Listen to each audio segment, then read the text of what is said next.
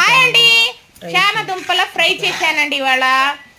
ముందుగా చామదుంపలు శుభ్రంగా కడిగి దాంట్లో తగినంత వాటరు, తగినంత ఉప్పు వేసి ఉడికించి బాగా ఉడికిన తర్వాత పైనున్న తొక్క తీసి సన్నగా ముక్కలుగా తరిగి పక్కన పెట్టాలండి.